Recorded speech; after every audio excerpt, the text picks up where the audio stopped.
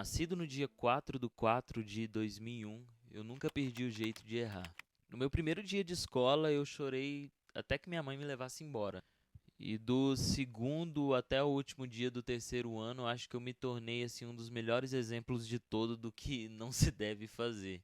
Minhas notas foram horríveis a vida toda, eu nunca consegui me adaptar a fazer prova, eu sempre me senti extremamente mal.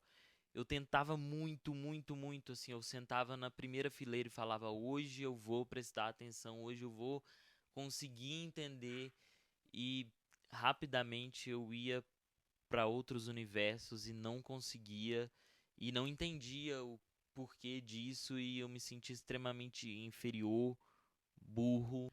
Ao mesmo tempo que eu era rodeado de amigos, de gente, era querido por muita gente, eu também era desquerido por muita gente. E apesar de nunca falar disso com ninguém e não conseguir expor isso nem em terapia, e nem perceber que era um problema, porque enquanto eu vivia isso, eu achava, tipo, é normal assim. Mas eu também passei por muitas vergonhas, muitas humilhações e exclusões por parte de várias pessoas e de várias formas, assim. E apanhei algumas vezes, algumas eu tentei revidar, e na maioria eu fiz o de sempre, que eu fiz a vida toda para todas as situações, que foi abaixar a cabeça, engolir em seco assim, falar que tá tudo bem, ignorar e só seguir a vida sem lidar, sem pensar sobre o que aconteceu. Eu desenvolvi esse mecanismo assim de não lidar, de não saber lidar, de sempre só seguir em frente, engolir o choro, e até hoje eu ainda tenho muita dificuldade de falar, eu tenho muita dificuldade de conversar. É até contraditório, mas ao mesmo tempo que eu sou muito comunicativo, muito expressivo, muito criativo, me sinto à vontade falando para um monte de gente, cantando para um monte de gente, eu não consigo me expressar direito, eu não consigo chorar. E é muito pior do que chorar, porque chorar pelo menos alivia e sai alguma coisa de você, mas eu sinto que meu choro ele fica sempre preso aqui e não sai, é horroroso. Felizmente, recentemente eu consegui chorar algumas vezes, mas sempre foi assim, sempre reprimir, esconder, não falar, não lidar e não chorar também. E eu cresci assim, acreditando que eu nunca conseguiria ou saberia como lidar, então eu só fui carregando tudo isso. Aos 17 eu lancei minha primeira música, comecei a compor, e daí veio um EP, vários clipes, apresentações, mais músicas. E mesmo fazendo coisas das quais eu me orgulhava, eu não consegui transformar isso numa fonte de renda, eu não obtive visibilidade, eu fiz coisas que eu almejava e que eu acreditava que eu iria fazer. E junto com isso veio uma frustração muito grande por acreditar, por todas essas coisas que eu já vinha martelando na minha cabeça a vida toda, por reforçar esse sentimento de fracasso, de acreditar que mais uma vez eu não tinha sido bem sucedido, mais uma vez eu não tinha chegado ao lugar que eu imaginei que eu iria chegar, logo foi tudo em vão, logo eu não sou bom, e o que eu fiz também não é bom o suficiente, e essa sensação de insuficiência chegou num nível tão grande que eu perdi o interesse por tudo que era criativo, assim, e tudo que envolvia a comunicação e a criatividade, que são partes assim essenciais minhas. Mas eu não conseguia me conectar mais, nem me sentir bem fazendo nada relacionado a isso. Então, realmente foi uma frustração e uma sensação nova tão ruim que eu tive que me desconectar disso. Só que me desconectando da minha criatividade, da comunicação, eu também me desconectei muito de mim. E foi uma dupla frustração e tristeza nesse processo, assim, e angústia. Então, realmente foram sentimentos muito pesados, assim, que me consumiram. E foi pra mim um grande fracasso. E tem uma parte muito importante da minha infância e pré-adolescência, assim, que por ter nascido já inserido nesse contexto musical, eu fiquei me questionando se eu realmente gostava da música e realmente queria fazer música, ou se era mais uma coisa que eu simplesmente, por desde sempre estar ali, não me convenci de que era o único caminho que eu tinha. E por causa disso eu decidi explorar outro lado da minha criatividade e comecei a me interessar muito por desenho. Na infância eu não gostava de ler, eu achava que eu não conseguiria ler. Eu acho que muito devido à minha dificuldade com prestar atenção, com me manter preso ali naquilo que não tinha estímulo visual, áudio, então eu achava difícil. Mas uma professora, obrigado, professora Bruna de português, não sei se você é professora, se você onde você está, mas ela me incentivou a ler porque eu precisava fazer um resumo, né? Era uma época assim de iniciar com isso de resumo para incentivar a ler, a escrever. E aí eu fui convencido, comecei a ler a coleção, acho que Vagalume, se eu não me engano, Mistério dos Cinco Estrelas, comecei a me interessar por mistério, comecei a me interessar por outras coisas e comecei a assistir anime, a consumir mangá, a consumir HQ de uma forma muito diferente e começar a desenhar. E foi interessante porque desde sempre eu tive muito interesse por me profissionalizar, por marketing, por venda. E aí eu fiquei obcecado por um canal do YouTube chamado Crass Converse, pelo Thiago Spike e a editora dele. E eu comecei a consumir vários conteúdos dele, profissão desenhista, e a fazer portfólio ainda criança e querer, tipo, não, eu quero fazer isso vai ser minha vida. E daí eu comecei a desenvolver também roteiros e a fazer cursos relacionados a isso, a frequentar o FIC, o Festival do Japão, todas essas coisas relacionadas a quadrinho, a me inserir nesse meio mesmo. E eu desenvolvi a minha primeira história, desenhei minha primeira HQ, depois desenhei tiras. Na hora de publicar isso, eu simplesmente desisti e passei um dia inteiro chorando porque eu achei horroroso tudo que eu fiz. Eu não achava o meu desenho bom o suficiente, minha escrita boa o suficiente. E foi mais uma coisa que eu me senti fracassado, que eu não senti que eu dava conta. E sempre me rondou esse meio de: será que eu vou dar conta de fazer alguma coisa direito? E frustrado com tudo isso, eu decidi tentar seguir por um caminho mais seguro, sabe? E daí o Thiago Spike, do canal Cras Conversa, pelo Facebook, foi uma das pessoas que me motivou a seguir na publicidade. E eu cheguei na publicidade como uma pessoa que queria cursar aquilo porque se interessava por mercado, por marketing, por venda, mas também como uma intenção de, possivelmente, se eu me encontrasse numa carreira artística, que eu pudesse vender melhor o que quer que fosse que eu produzisse, sabe? E a faculdade foi uma das melhores escolhas que eu fiz. Eu sou muito grato, muito feliz de ter feito uma graduação, de estar fazendo uma pós-graduação, de continuar estudando. E eu acho que foi a escolha perfeita, correta. E eu fiquei um ano me preparando para me mudar para Belo Horizonte, que era um dos meus sonhos, me mudar para Belo Horizonte, estudar no campus específico que eu queria estudar. E eu fiquei me preparando e sonhando com isso por mais de um ano. E quando deu certo e quando foi possível, eu me mudei para BH. Eu ia fazer um show de músicas que eu já tinha lançado. Eu ia, pô, viver esses vários sonhos que estavam acontecendo ao mesmo tempo. E em pouquíssimos, sei lá, foi menos de 2 meses, eu acho, que eu fiquei em BH. Uma pandemia mundial estourou e eu achei que iam ser 15 dias em casa. E aos poucos eu vi toda a minha mudança voltando para minha cidade, voltando para casa dos meus pais, e foi mais uma frustração, mais um fracasso gigantesco assim para mim. Eventualmente as coisas se acertaram, mas a carreira na publicidade, o mundo corporativo, não era exatamente também como eu imaginei e por várias razões isso também se tornou uma espécie de fracasso. Não é que eu desisti, que eu não me interesso pela publicidade, que eu não queira trabalhar nessa área, porque é uma das decisões mais acertadas da minha vida e que eu mais sou feliz assim, em ter feito. Mas esse sentimento de insuficiência é muito forte e me consumiu em diversas áreas de diversas formas.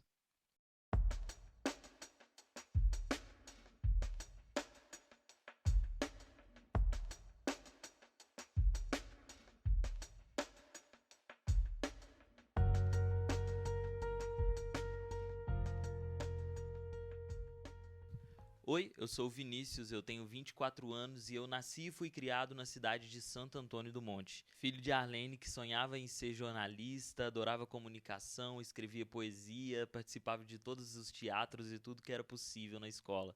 E filho de Paulo Roberto, mais conhecido como Betinho, que ama contar história, viajar, dar discurso, se comunicar, também sabe vender muito bem, e eu tenho certeza que essa característica eu puxei do meu pai e consegui adaptar para comunicação e para publicidade. E é Rei Perpétuo do Reinado, uma festa muito importante e carregada de muita história.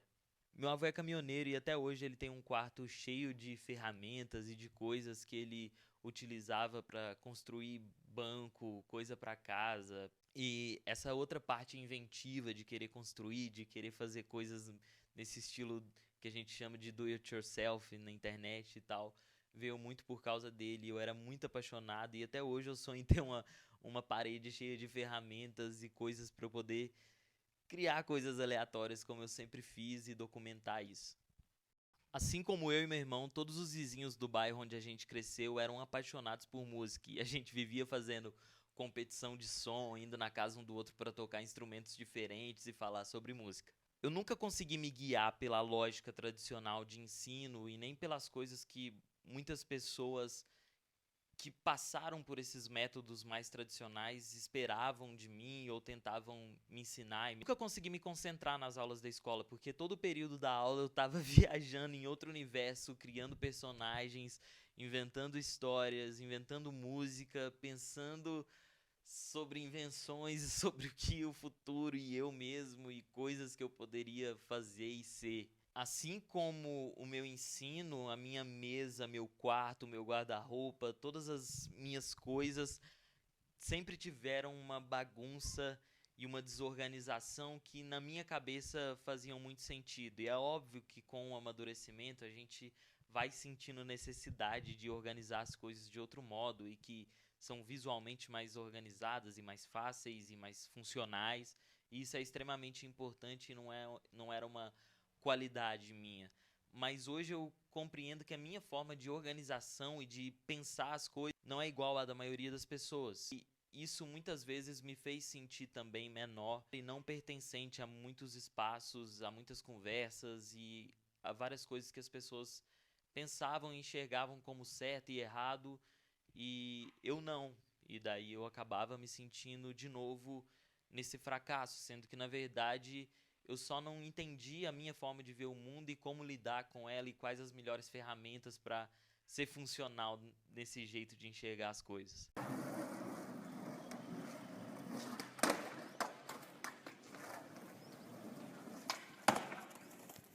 O skate foi a principal e maior sala de aula assim da minha vida. Eu convivi com pessoas muito diferentes entre si, eu aprendi valores, aprendi a cair, a continuar andando e levantando mesmo todo fudido. Aprendi mais sobre política, sobre música, conheci o rap e comecei a me politizar muito cedo por causa do skate.